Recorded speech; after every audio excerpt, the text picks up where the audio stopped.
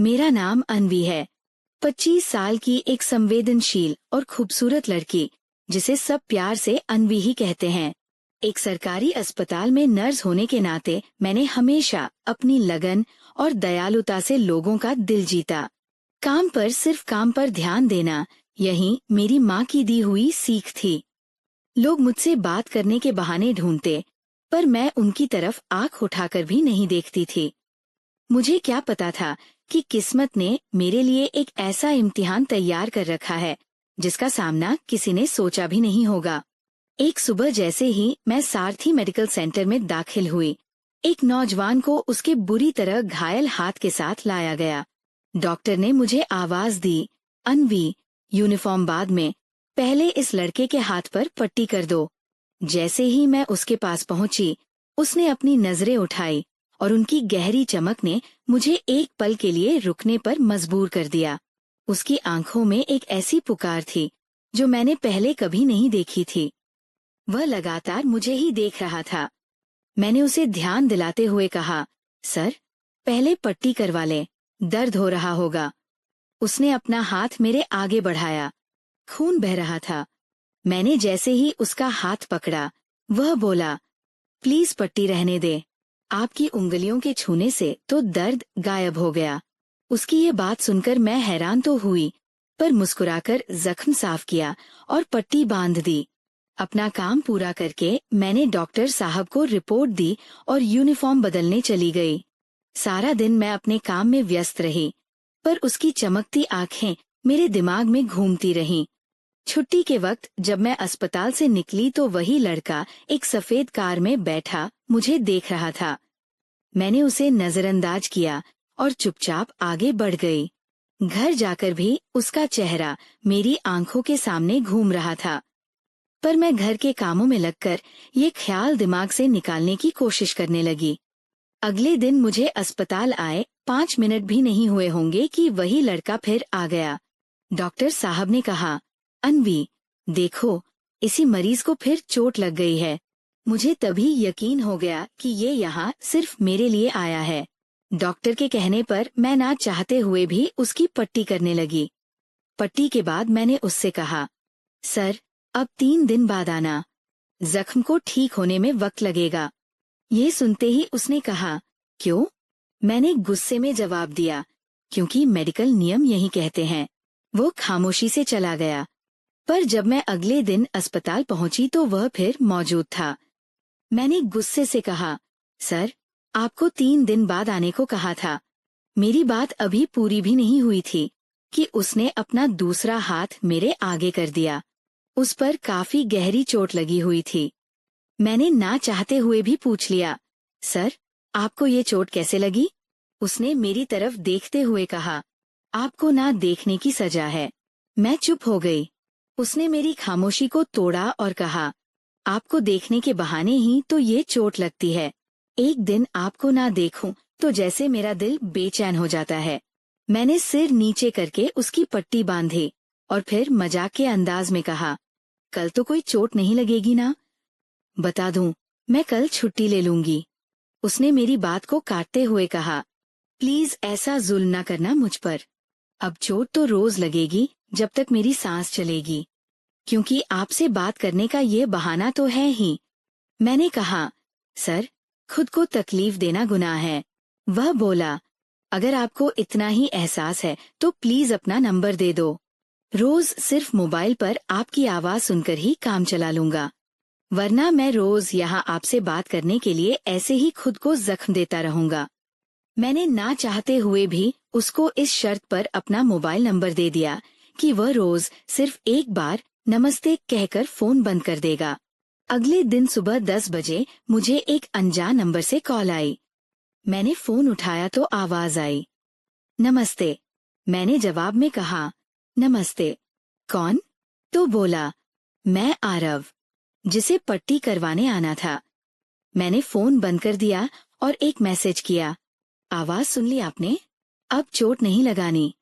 फिर वो रोज फोन करता, नमस्ते कहकर बंद कर देता। कुछ दिनों के बाद एक रात उसका रात 2 बजे के करीब मैसेज आया, क्या आप जाग रही हैं? मैंने कोई जवाब नहीं दिया क्योंकि मैं सो रही थी। अगले दिन जब उसकी कॉल आई तो उसने नमस्ते कहा। मैंने जवाब देकर कहा, आरव, आप शर्त भूल रहे हैं। हमारी शर्त में सिर्फ आवाज सुनना था, मैसेज करना नहीं था। वह बोला, माफ करना, रात को दिल नहीं लग रहा था तो मैसेज कर दिया। मैंने कहा, रात को ऐसी क्या बात थी? वह बोला, बस आपका चेहरा आंखों के सामने था और दिल को सुकून नहीं था। इस तरह हमारी बातचीत शुरू हो गई और हमने करीब 10 मिनट तक बात की। अब हर रात उससे बात करना मेरी आदत बन गई। एक रात बात करते करते उसने कहा, अन्वी, एक बात पूछूं? बुरा तो नहीं मानोगी? मैंने कहा, पूछो। वो कहने लगा, तुमसे बातें करके मुझे बहुत अच्छा लगता है। मैंने कहा, मुझे भी। वो हर रात प्यार भरी बातें करता जो मुझे अच्छी लगती, पर मैं खामोश रहती थी। एक रात उसने कहा, अन्वी, क्या मैं तुम्हें आज एक बहुत प्यारा गीत सुना सकता हूँ? मैंने मुस्कुराकर फोन बंद कर दिया। वो फिर कॉल करता रहा, पर मैंने उठाया नहीं और सो गई। जब सुबह मेरी आँख खुली तो उसके बहुत से माफी के मैसेज थे। मैंने उसे जवाब दिया, पर तब तक वह सो चुका था। अगले दिन जब मैं सारथी मेडिकल सेंटर पहुंची तो आरव वहां अपने हाथ पर पट्टी करवाने आया था। मैंने देखा तो उसने जानबूझकर अपने हाथ पर जख्म बना रखे थे। मुझे गुस्सा भी आया और उसकी हालत देखकर दुख भी हुआ। पट्टी करते वक्त मैंने पूछा, ये क्या किया है? वह बोला, अन्वी, तुमने रात को मुझसे बात नहीं की, इसलिए मैंने खुद को सजा दी है। ना जाने क्यों मेरी आंखों में आंसू आ गए। मैंने उसका हाथ पकड़ा और दिल में उसकी तकलीफ का एहसास किया। मैंने कहा, आरव, अब ऐसा कभी मत करना। मुझे बहुत तकलीफ होती है। बेशक रोज रात को कॉल कर लेना और दिल की बातें कर लेना। उसने जवाब दिया, क्या तुम सच कह रही हो? मैंने आंसू भरी आंखों से जवाब दिया, हाँ आरव। उसने कहा, अन्वी, मैं तुमसे बहुत प्यार करता हूँ। मैंने कहा, मैं भी तुमसे बहुत प्यार करती हूँ आरव। वह बहुत खुश हुआ। फिर मैं अपने कामों में लग गई। अब हर रात वह मुझे फोन करता और हम देर तक बातें करते। प्यार का दूसरा पहलू। एक दिन जब मैं अस्पताल से निकली तो आरव कार में बाहर मेरा इंतजार कर रहा था। उसने मैसेज किया, आज ऑटो से मत जाना, मुझे तुमसे कुछ जरूरी बात करनी है। चुपचाप थोड़ा आगे आओ और कार में बैठ जाओ। मैं जाकर कार में बैठी और अपनी नजरें नीचे कर ली। आरव ने पूछा, अन्वी, नाराज हो क्या? मैंने कहा, नहीं, बस डर लग रहा है कि कोई देख ना ले। उसने गाड़ी चलाना शुरू की और मुझे एक छोटा सा बैग पकड़ा दिया। मैंने पूछा, ये क्या है? वह कहने लगा, तुम्हारे लिए एक छोटा सा तोहफा है, घर जाकर देख लेना। उसने मुझे हमारे घर की गली के कोने पर उतार दिया। मैं घर पहुंची तो मेरी छोटी बहन ने बताया कि माँ जी अपनी बहन के घर गई है। मैंने पानी पिया और अपने कमरे में आकर शॉपिंग बैग खोला। उसमें एक खूबसूरत काली साड़ी थी, जो देखकर मुझे हैरानी भी हुई और खुशी भी। मैंने आरव को मैसेज किया, ये सब क्यों? उसने जवाब दिया, क्या अच्छी नहीं लगी? मैंने कहा, बहुत अच्छी लगी, बस शर्म आ रही है। मैंने उसका शुक्रिया अदा किया और फिर घर के कामों में लग गई। रात को हमने फिर बात की। कुछ दिन ऐसे ही गुजरे। एक दिन जैसे ही मैं अस्पताल के लिए निकली, अचानक डॉक्टर साहब का फोन आया कि आज ड्यूटी पर ना आना, अस्पताल में मरम्मत का काम है। मैं घर वापस आ गई। माँ जी पड़ोस में गई हुई थी। मैंने आरव को फोन किया और बताया कि आज छुट्टी है, इसलिए दिन में बात नहीं हो सकती। तब आरव बोला, अन्वी, तुम्हें देखे बिना दिन नहीं गुजरता, प्लीज आ जाओ। मैंने कहा, आरव, प्लीज मेरी जान, आज का दिन गुजार लो, कल देख लेना। तब आरव बोला, क्यों ना आज हम दिन एक साथ गुजार लें? मैंने पूछा, कैसे? आरव ने कहा, तुम अस्पताल जाने का कहकर घर से निकल आओ। हम तुम्हारी ड्यूटी के वक्त तक एक साथ रहेंगे। मैंने इनकार कर दिया, पर वो बार बार कहता रहा। आखिर में मैं मान गई। मैंने कहा, ठीक है, मैं आती हूँ। तब तक माँ जी भी घर आ चुकी थी। उन्होंने पूछा, अन्वी, तुम गई नहीं? मैंने कहा, माँ जी, अभी निकली ही थी कि डॉक्टर साहब का फोन आ गया। उनकी पत्नी ने एक छोटा सा पूजा का प्रोग्राम रखा है और उन्होंने मुझे भी बुलाया है। माँ जी तुरंत बोली, नहीं अन्वी बेटा, मैडम ने इतने प्यार से बुलाया है, तुम जरूर जाओ। मैंने एक खूबसूरत काली साड़ी और लाल ब्लाउज पहना जो मुझे बहुत पसंद था। मैं तैयार हुई और घर से निकल आई। ऑटो पर बैठी, पर अस्पताल से थोड़ा पहले उतर गई, जहां आरव अपनी सफेद गाड़ी में मेरा इंतजार कर रहा था। उसने सफेद रंग का कुर्ता पायजामा पहना हुआ था और वह बहुत खूबसूरत लग रहा था। मैं भी उसके साथ गाड़ी में बैठ गई। उसने मेरे साथ नमस्ते किया और कहा, अन्वी, आज तो तुम बिल्कुल परी लग रही हो। मैंने कहा, यहाँ से चलो, कोई देख ना ले। हम वहाँ से निकले और गाड़ी चलाते चलाते आरव ने मेरा हाथ थाम लिया और उस पर अपना हाथ रखकर मेरे साथ होने का एहसास दिलाया। हम थोड़ी देर घूमते रहे। फिर आरव बोला, अन्वी, मेरा दिल कर रहा है कि तुम मेरे साथ मेरे घर चलो।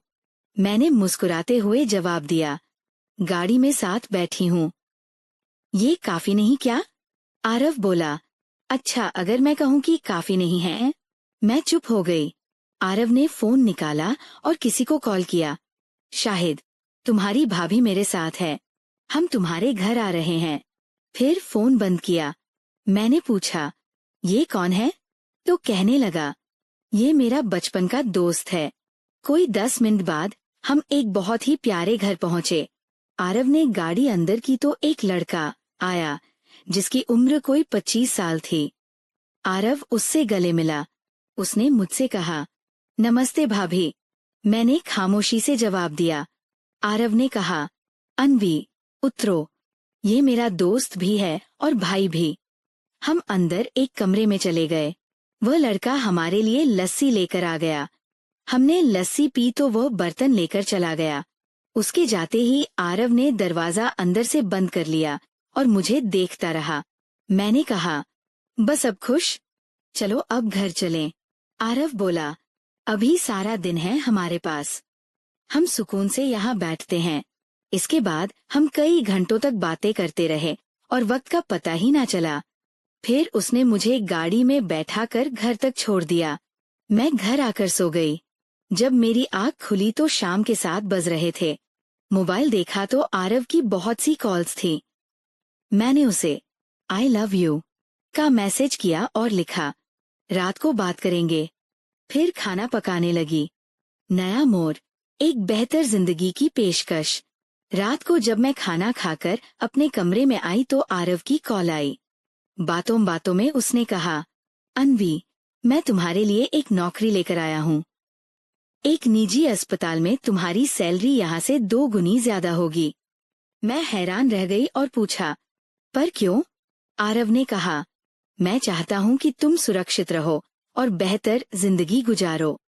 मैंने उसकी इस पेशकश को स्वीकार कर लिया और नए सफर की शुरुआत की। प्यार का आखिरी इम्तिहान। एक दिन मैं अपने नए काम पर जा रही थी कि अचानक आरव की कॉल आई। अन्वी, प्लीज, तुम अपने घर के पते से थोड़ा पहले आकर मेरा इंतजार करो। मैं तुमसे मिलना चाहता हूँ। मैं उसकी बात मानकर सड़क के किनारे खड़ी हो गई।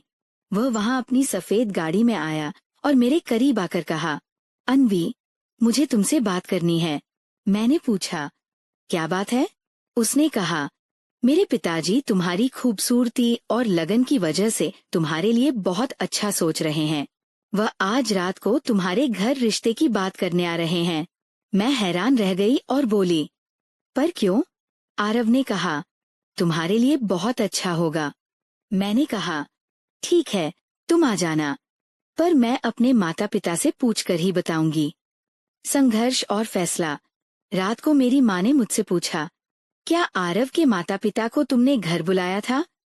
मैंने हाँ में जवाब दिया। माँ ने कहा, बेटा, तुम्हारे पिताजी इस रिश्ते के लिए नहीं मानेंगे। मैंने कहा, माँ, प्लीज उनसे बात करो। माँ ने कहा, तुम्हें कोई हक नहीं कि तुम अपने माता पिता की इज्जत को दांव पर लगाओ। मेरी आंखों में आंसू आ गए। मैंने माँ को बताया कि आरव मेरे दिल में हमेशा रहेगा। माँ ने समझाया, जिंदगी में कुछ फैसलों को समझदारी और ठंडे दिमाग से लेना चाहिए। मैंने सोचा कि मुझे इस रिश्ते को खत्म करना पड़ेगा। मैंने आरव को फोन किया और कहा, आरव, मैं तुमसे मोहब्बत करती हूँ, पर मैं तुम्हारे साथ नहीं रह सकती। आरव ने पूछा, क्यों? मैंने कहा, मेरे माता पिता इस रिश्ते के लिए राजी नहीं हैं। आरव ने कहा, मैं खुद बात करूंगा। मैंने कहा, नहीं आरव, ये मेरी आखिरी बात है। उसने फोन रख दिया। मेरी आंखों में आंसू आ गए। अंतिम मोड़, मोहब्बत की जीत। अगले दिन जब मैं काम पर गई तो एक जरूरी मीटिंग थी। मीटिंग में बताया गया कि एक नए डॉक्टर को टीम का मुखिया बनाया गया है। जब मैंने देखा तो वो आरव था। उसने मेरी तरफ देखकर कहा, अन्वी, तुम्हें आज के बाद अस्पताल में और ना ही मुझसे फोन पर बात करने की जरूरत है। मैंने फैसला कर लिया है कि हम शादी करेंगे। मैं हैरान रह गई। उसने कहा, तुम्हारे माता पिता की इज्जत का ख्याल मैंने भी रखा है और अब मैं तुम्हारी और मेरी मोहब्बत के लिए कुछ भी करूंगा। अब तुम सिर्फ मेरी हो। मैंने मुस्कुरा कर कहा, आरव, मैं भी तुम्हारी हूँ। उस दिन मैंने अपने माता पिता को आरव के घर आने का न्योता दिया। वह आए और हमें एक साथ देखकर खुश हुए। आरव और मैंने शादी कर ली। अब हमारे पास एक प्यारी बेटी है, जिसका नाम हमने अन्वी रखा।